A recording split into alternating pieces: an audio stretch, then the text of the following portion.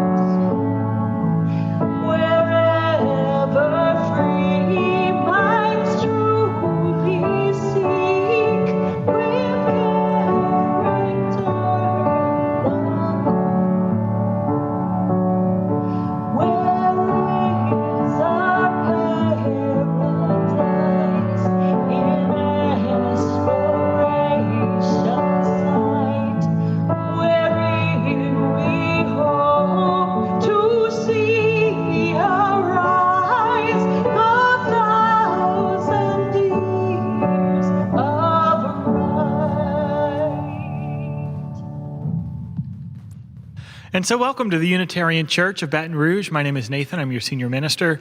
We're glad to have you with us today. If you are a visitor, whatever that means on the virtual, go ahead and you can sign up for our Roots class. This is kind of how we orient our visitors. This is 3 sessions in August on Unitarian Universalist history, theology, and how to get more engaged in this church. Also, if you think you're finally ready to come to in-person services, we are still wearing masks. And this congregation has done great with that. Thank you. We still have distance. We have the doors open so that there's good decent airflow. We want this to be as safe as possible, especially with the numbers. So the COVID numbers, I'll talk more about that after this next piece. We are on part 4 of our 5-part sermon series, Soon the Day Will Arrive, where we have taken the words of a Unitarian Universalist minister, the Reverend Sunshine Wolf. This is a 10-minute webinar he did on trauma and reopening, and it was so good, we said, we need you to hear this, and so we split it into 5 parts. So you're going to hear part 4, it's only like a minute long now, and then you're going to hear it again later in the service, just so that you get some of the repetition. Take it away, Sunshine.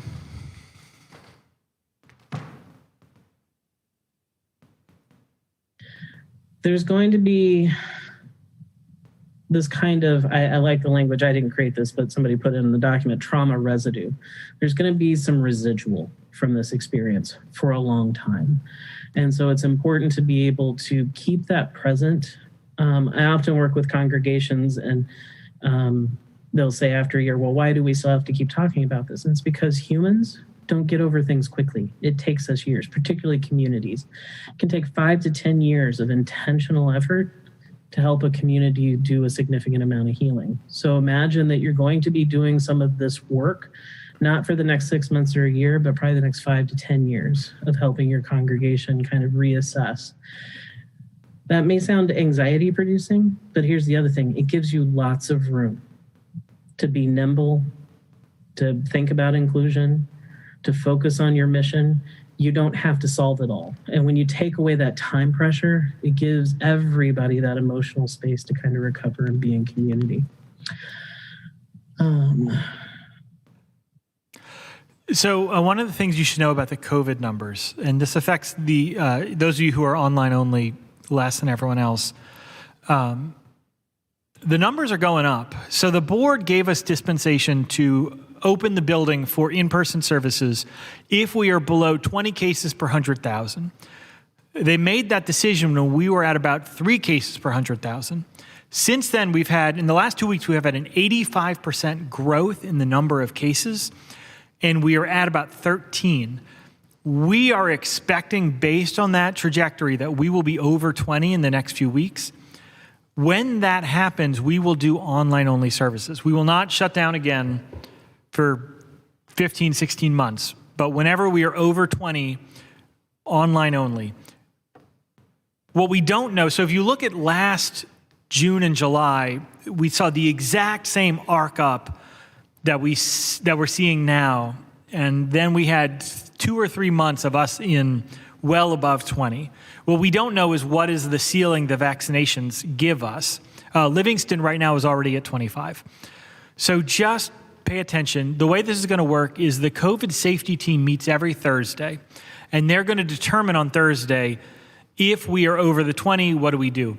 There's also a possibility we hit the ceiling, we just kind of bounce around 20, and that would be different than if we're shooting up and we expect the upward trajectory to move us much higher. We also decided the board, the COVID safety team agreed, and we're going to ask the board for permission to still do memorial services that have been scheduled, even if the numbers are higher. We think it is too painful for families to already have dealt with a death during the pandemic and had to delay the memorial to re-delay it.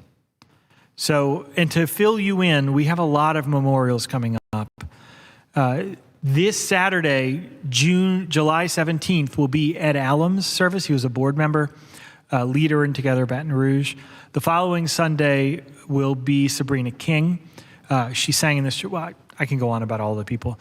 Then August 7th will be Nancy Turkman, a former president of this church. August 14th will be Jim Nichols. We also have coming up at some point Tom Haney, Steve Campo, and Stanley Duplantis. So there are more memorial services coming. We knew this would happen, but it just is what it is with a pandemic. So this ritual now we will do virtually. I'll invite those who wish to come forward, and I will place a stone in absentia. Please type into the chat what you will.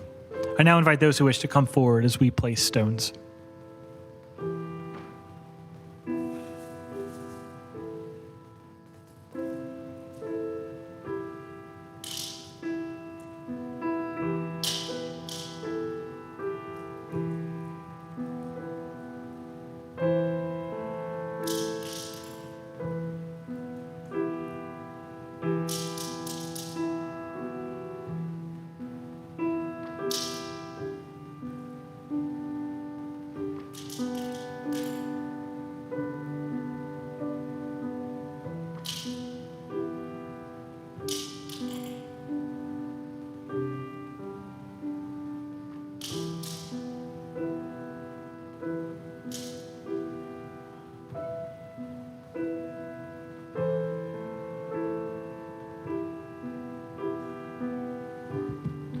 Would you say with me, with hope to make this a better world, we light this flame. Its light is a symbol of the power of love.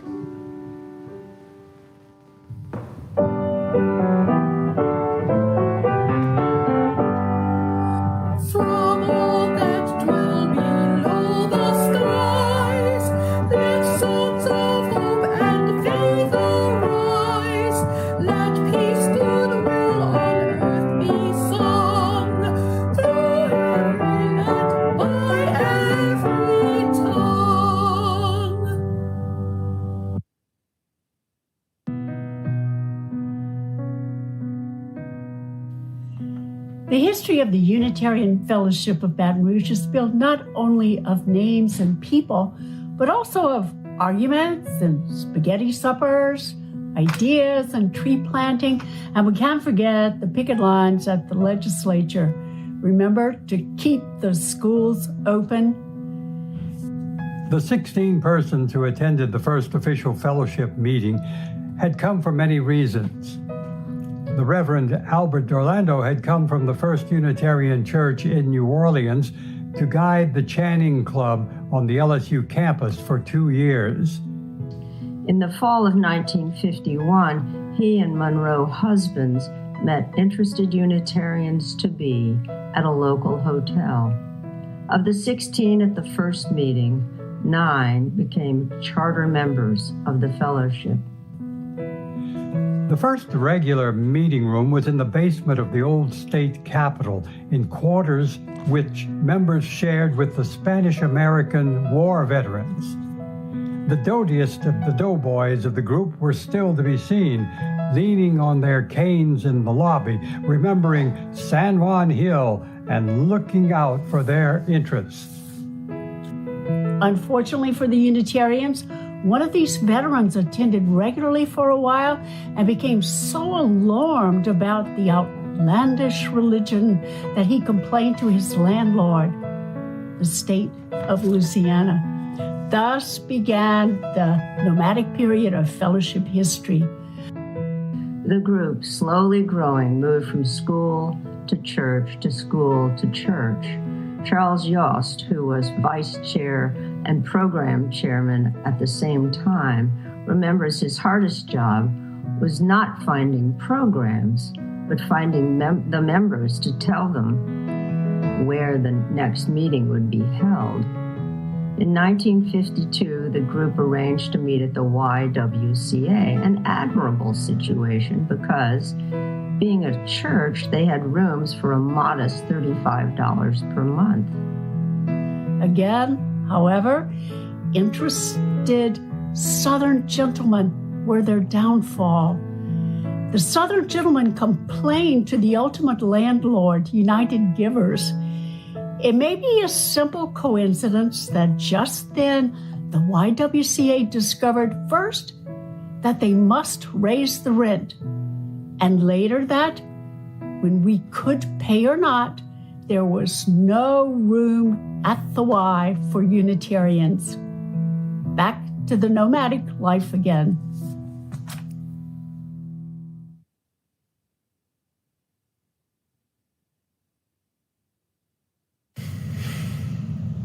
We're in this for the long haul. So this is part 4 of our 5-part sermon series on reopening.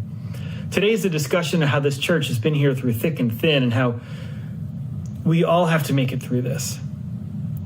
And I decided to locate this in the church archives. That there's a few members of this church who've been keeping these archives up for, well, generations now. And I figure what better place to talk about the past, this church's past, before we talk about well, I don't know which way you're looking, until we talk about the church's future. So today we're exploring how durable your church is and what it means to us Unitarian Universalists, especially UUs who have been able to, who haven't been able to gather in any discernible way for a while. First things first, most churches keep the behavioral tendencies from their founding. Churches that are founded as a breakaway or a split, like if there's a fight in the church and the church breaks off to form a new church, usually they have fighting or disagreements or distrust in their DNA for generations. I served a church in Austin that was founded to make a place for children. And that church, when I served it was 20 years after its founding, had as many children as they did adults. We had half the congregation teaching Sunday school. This church was founded so that there would be a Unitarian, because this was before the merger of the Unitarian and the Universalist, but so that there would be a Unitarian presence in Baton Rouge. They also founded themselves so that their children could have a space to worship that was integrated. So back then, you were segregated unless you determined otherwise. This is in the 50s. So while this church, like most predominantly white UU churches, stayed quite white for years, it always had its eyes towards integration. So I shared that reading earlier from the 1982 ministerial search packet. It's not complete. There's more that you could have heard for two reasons. One, it was written by people much closer to the church's founding. So ignoring the dowdy doughboys or whatever they said, it's much closer to the original source. And two, because it pointed out how this church spent much of its early years without a home, floating from place to place.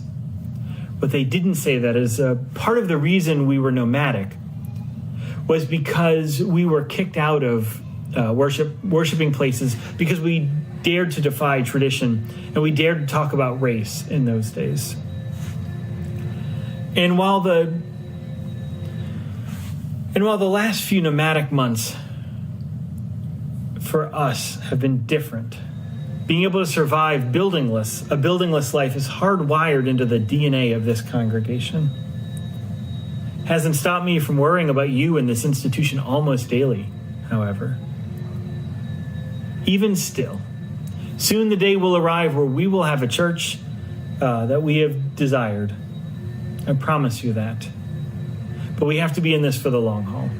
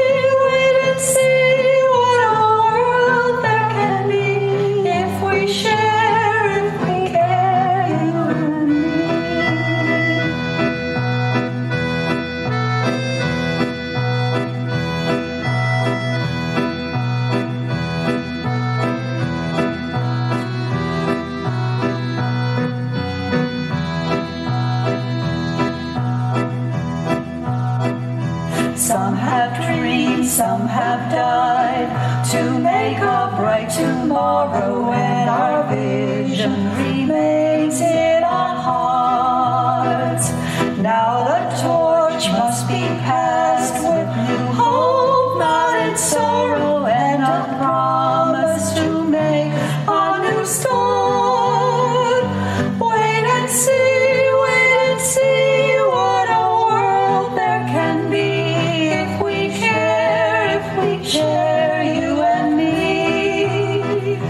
Wait and see what a world there can be if we share you and me.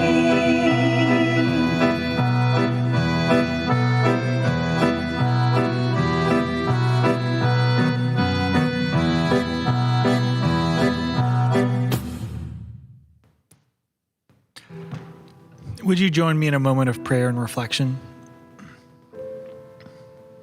The God that we know and we see family and ancestors and love and kindness be with us on this day.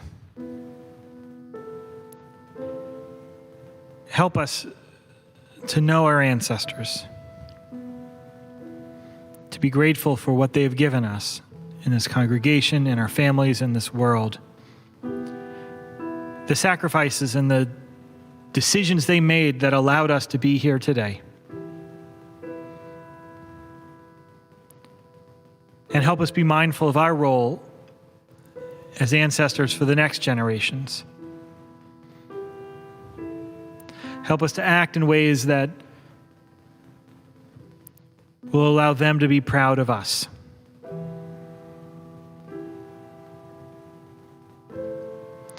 May we be reconciled with our past May we work towards a more whole future. May we be at peace. Amen.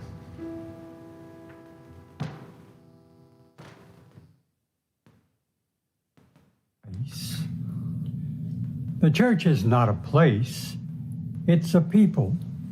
The church is not only a steeple above the tree line, the streets and cars. Rather, it is a people proclaiming to the world that we are here for the work of healing and of justice. The church is not walls built of stone upon stone, held together by mortar, but rather person linked with person, linked with person, all ages and genders and abilities. A community built on the foundation of reason, faith, and love.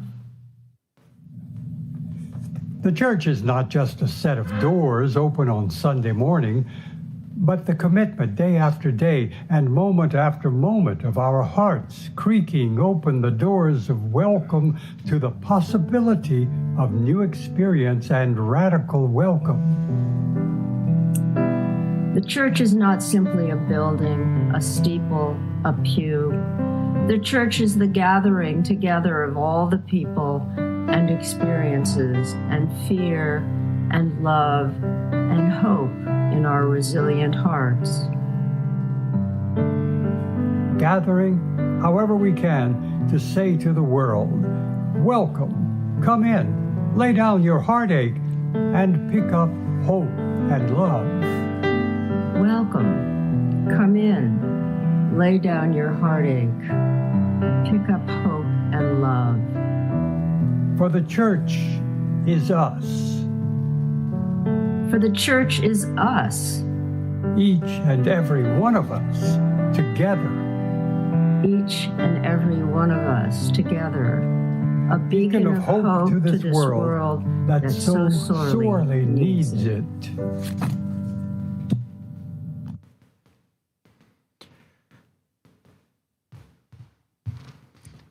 Went to the other camera.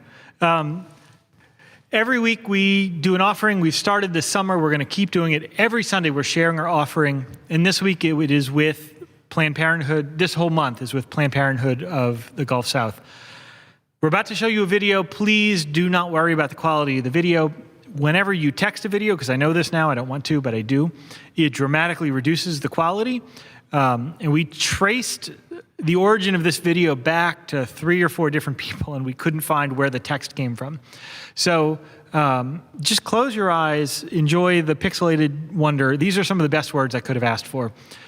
So today we are sharing our offering with Planned Parenthood. This morning's offering will now be gratefully given and received. Hi, I'm Patrice Sands Adiazan, Vice President of Strategic Partnerships here in Louisiana with Planned Parenthood Gulf Coast, and I use she, her pronouns, and I've been with Planned Parenthood for 4 years now. And I just want to let you know that we provide a range of reproductive health services that you may not be familiar with. We also provide medically accurate sexuality education, and we continue to fight through our public affairs and public policy work for reproductive health rights and justice for all people in Louisiana to make the decisions that they need to make to live healthy lives, to live their own healthy lives around reproductive justice. We are able to do that because of your generosity and supporters like you that continue to invest in our work to ensure that there is reproductive justice for all people here in Louisiana. So we just want to say thank you so much for your ongoing continuous support.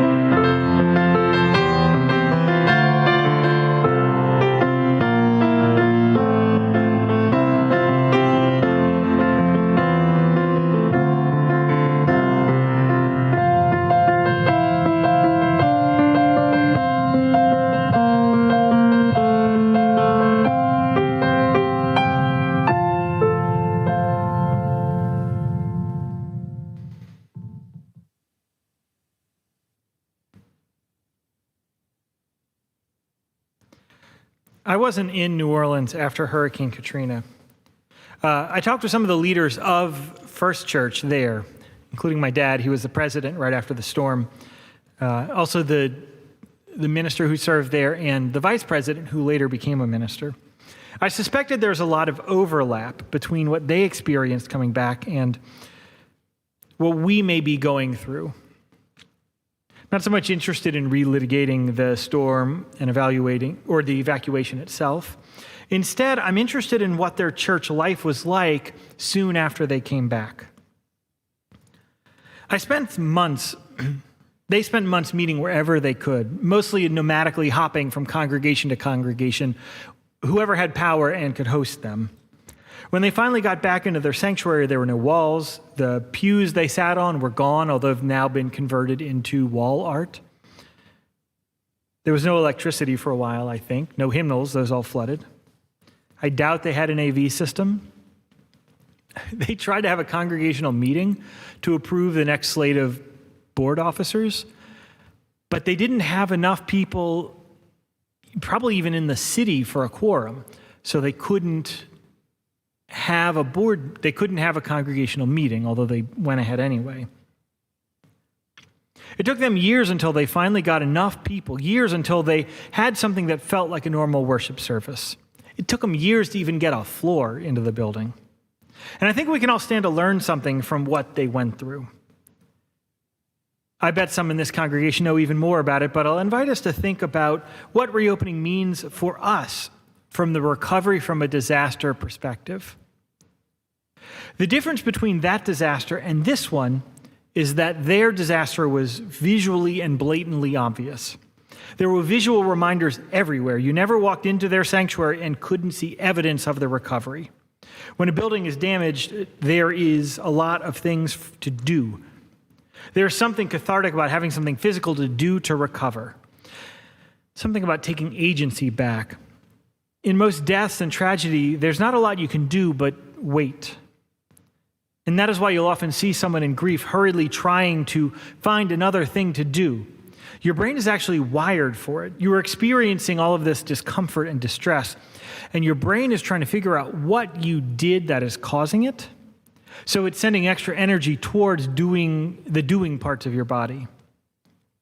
But as I said, the difference here, this disaster is mostly invisible.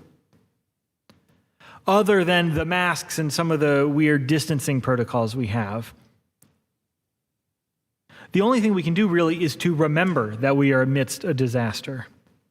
So our work as a religious people is to know that we are doing this in a storm and try and find a way to stay together among all of the stresses we're going through.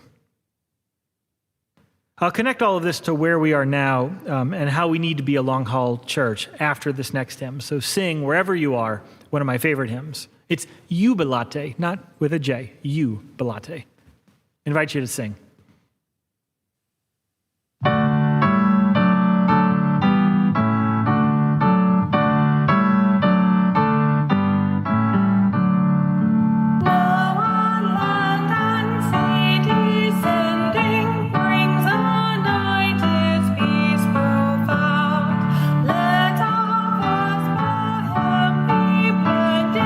With the holy calm abound.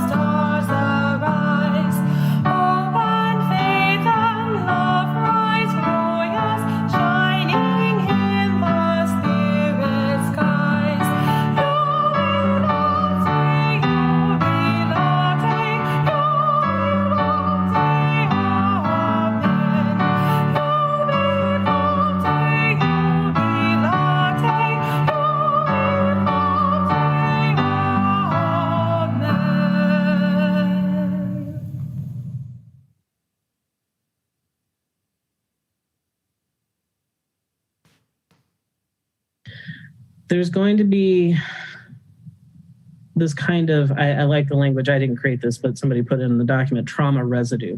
There's going to be some residual from this experience for a long time.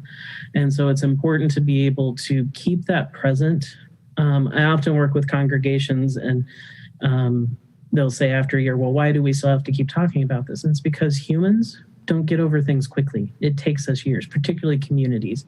It can take 5 to 10 years of intentional effort to help a community do a significant amount of healing. So imagine that you're going to be doing some of this work, not for the next 6 months or a year, but probably the next 5 to 10 years of helping your congregation kind of reassess. That may sound anxiety producing, but here's the other thing. It gives you lots of room to be nimble, to think about inclusion, to focus on your mission.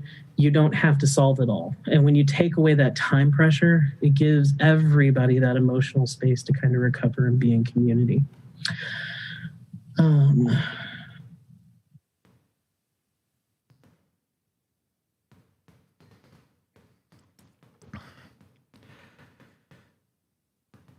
So I know it was a holiday weekend, but in church last Sunday at both services, attendance was low. And different than anything I'd seen before the pandemic. And when I mean low, I mean like 6 to 10 at the 9 o'clock service.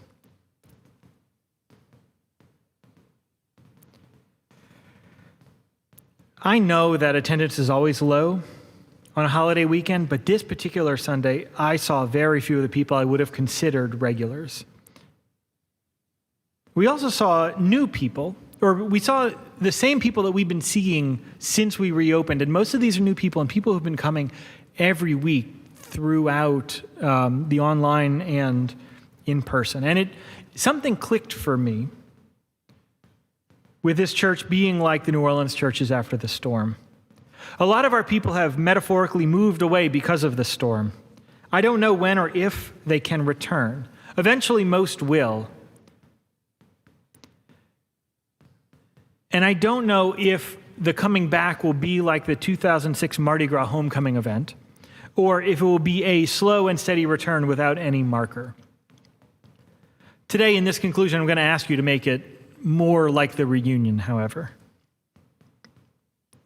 But I'll ask you to please think of our earliest nomadic founders of this church. A new church with new leaders and a new culture and new cultural expectations has emerged from this pandemic.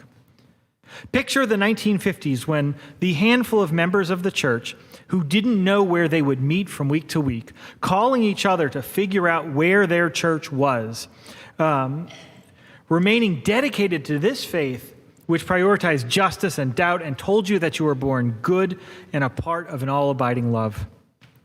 Take yourself to that time back during its founding, when the church kept losing its home for not being theologically conservative enough, or remaining silent or not remaining silent on race or the status quo.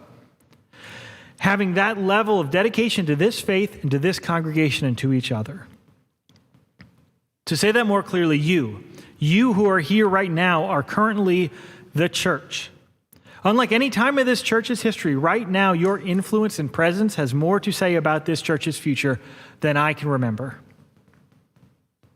So it's time for a little bit of ministerial vulnerability. We had a good number of people at the 9 o'clock service, but as of yesterday, we had one person registered, and I stayed up a lot of last night trying to figure out how to build worship for one person. I have really struggled to figure out how to be your minister during this pandemic. My job is to serve you, to be with you, to craft worship for and with you. Used to be that we always said worship is something we do together, and I didn't really understand it, but after having made these things and thrown them out into the internet ether, I understand what worshiping together means.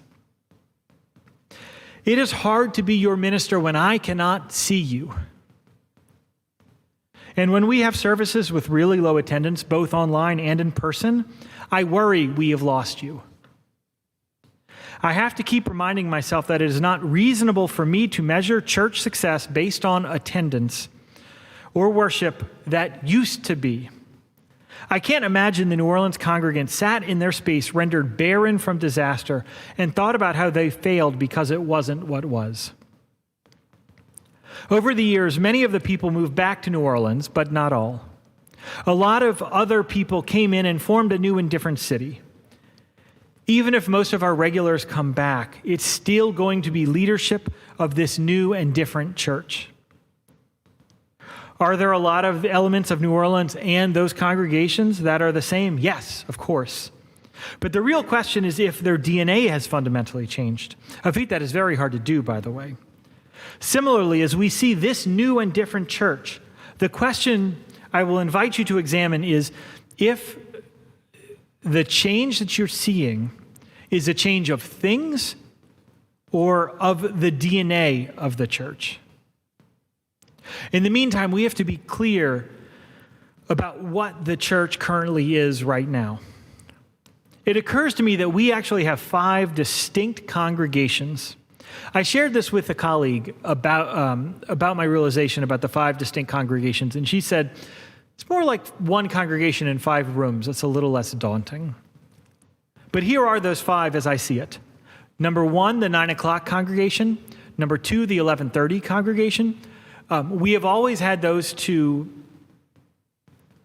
different congregations when we had 2 services. But it's even more pronounced now. They have a different worshiping experience, and we have a different worship crafting experience than the other congregations. So number 3 is the online congregation, and we've seen the attendance in this congregation go from a peak of about 110 in November down to about 20 to 30 on a Sunday. Number 4 are the families. These are people who do not yet have access to church. Some of them will get there. The longer we keep wearing our masks until children have access to the vaccine, the longer we stay committed to the mitigation efforts that we need to do, the more likely it is families will start feeling safe being with us together. And number 5 is the congregation that we have not seen since before the pandemic. Remember, there are 400 something of you, and I still have not laid eyes on 300 or 400 of you. And Eric and I are called to serve all 5 of these congregations. The staff is as well. There are still deliveries of Church Comes Home for the families in this church. Lee and Trey spend every week trying to figure out how to get music from you and to you to all 5 of these congregations. Allison and Jennifer spend time trying to figure out how to keep you connected as members and to how to be good stewards of your financial contributions so that you can continue to fund your church and know that your generosity is being held in good faith. The staff has been doing that throughout the shutdown, and they continue. We continue. But we need you, those who are dedicated, and especially you leaders, to make a new dedication to this, your church. So here is the hope and the now what of this sermon. If you are watching this, if you are worshiping with us today, we need you. We need your ideas. We need your vision for Unitarian Universalism. We need your vision for your church. And we need you in worship. Whichever of those congregations you are worshiping in, we need you there. Not everyone either feels safe or is safe coming out yet. If you do not feel safe, please wait until you do.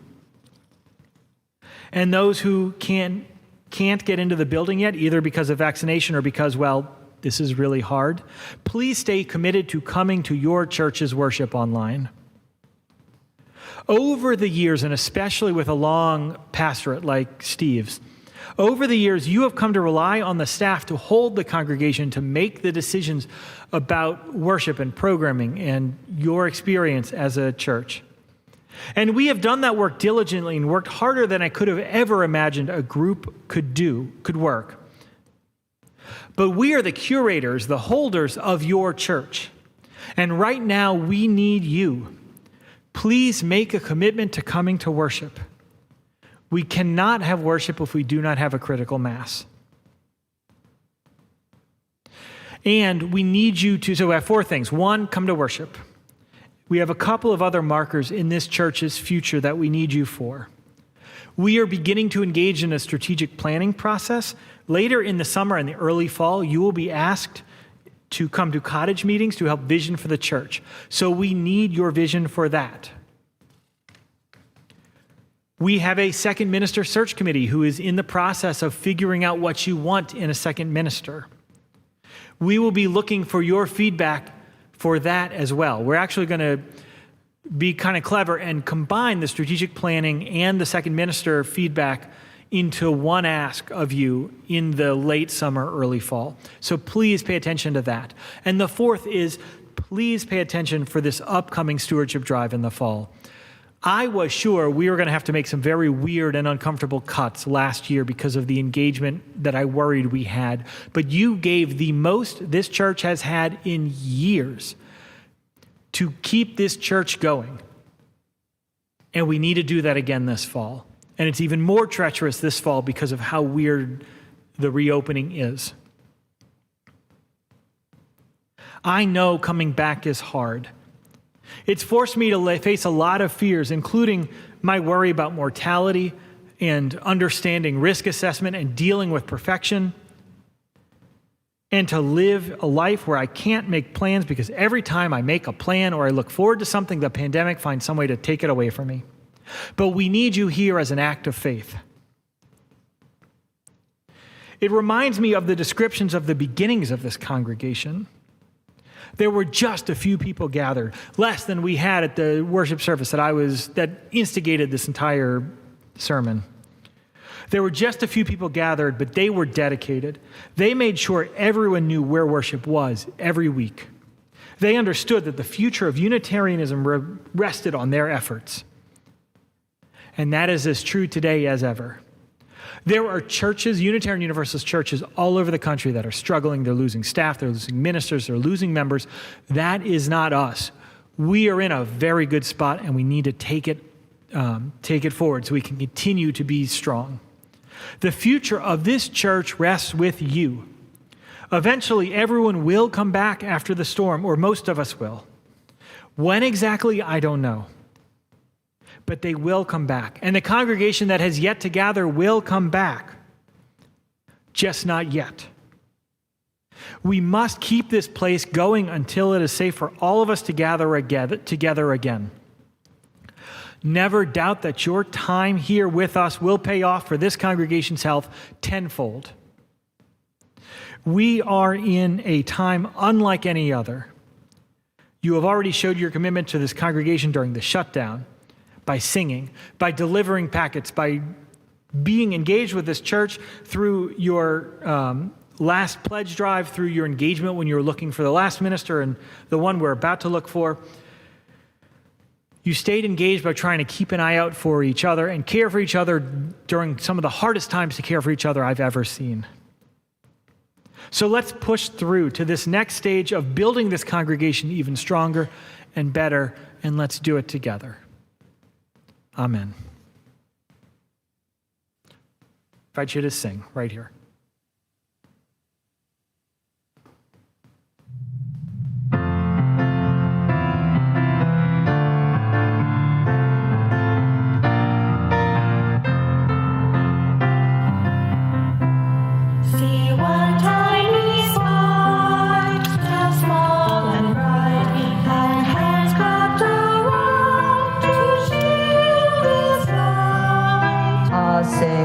Flame born of desire, faces turned toward its glow. Pass on the light, pass on the light, within these walls, steady and strong. Pass on the light, pass on the light, from night to dawn. Carry it on.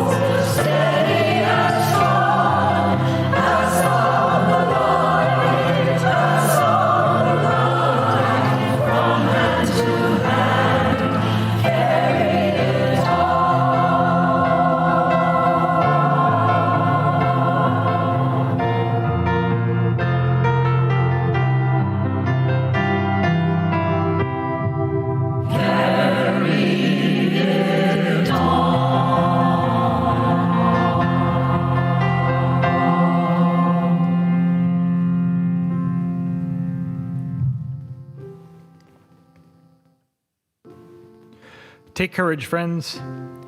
The path is often hard. The way is often hard. The path is never clear, and the stakes are very high. Take courage, for deep down there's another truth. You are not alone. Go in peace. Amen.